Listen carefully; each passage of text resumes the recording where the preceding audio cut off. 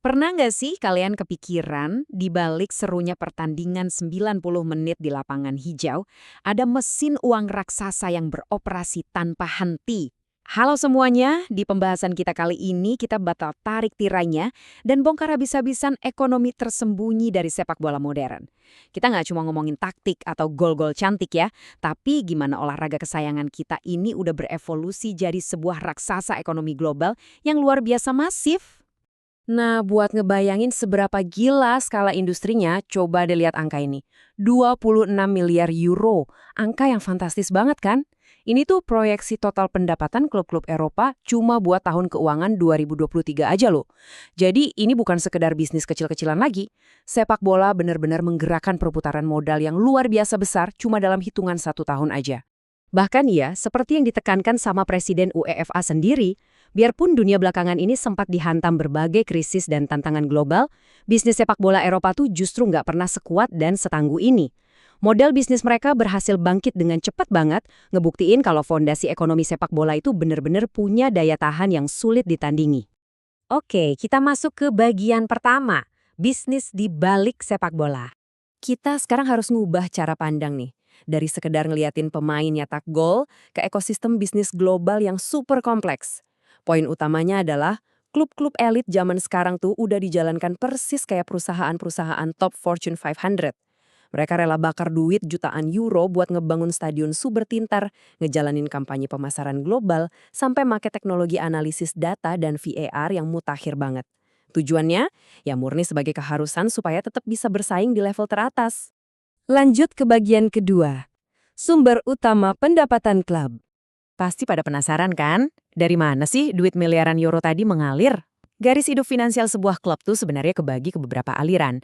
Ada dari hak siar TV yang nilainya solengit, penjualan tiket, kontrak sponsor, sampai jualan pemain. Dan bayangin aja, main di babak penyisihan grup Liga Champions aja tuh sebuah klub udah otomatis ngantongin 15 juta euro dari UEFA loh, belum masuk bonus kemenangannya.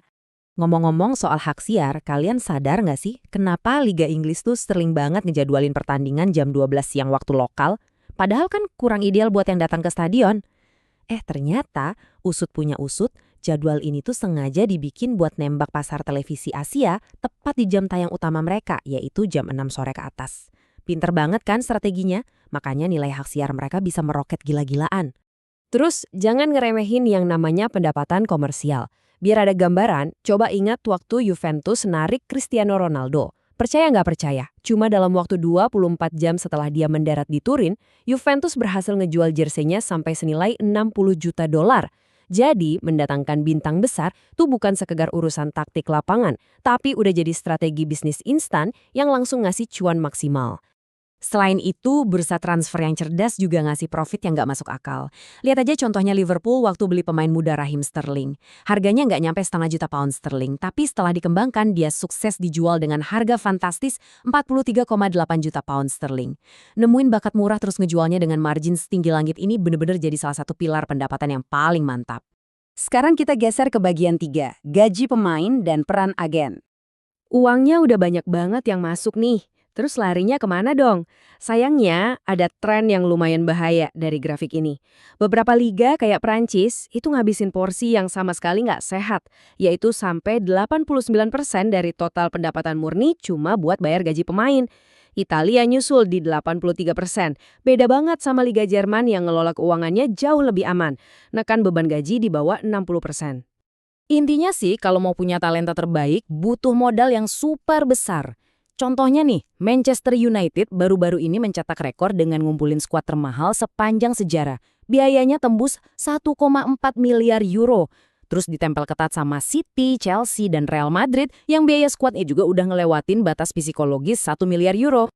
Tapi tunggu, di balik perputaran uang miliaran ini ada sosok sutradara yang mengatur semuanya. Agen pemain. Dan yang bikin kaget, syarat buat masuk ke bisnis ini tuh lumayan gampang loh. Buat jadi agen resmi di FA Inggris, kalian cuma butuh 3 langkah.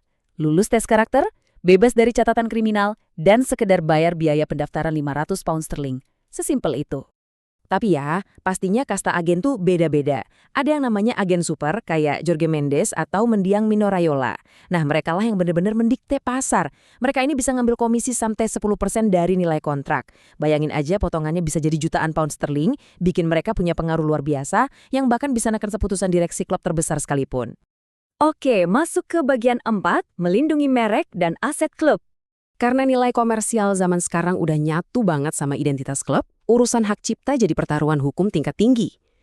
Ambil contoh jersey Real Madrid, yang bisa laku nyaris 3 juta potong semusim. Ruang kosong di bagian dadanya itu bukan sekedar kain, tapi real estate premium, yang dipatok senilai 70 juta euro setiap musimnya oleh maskapai Emirates. Gila kan?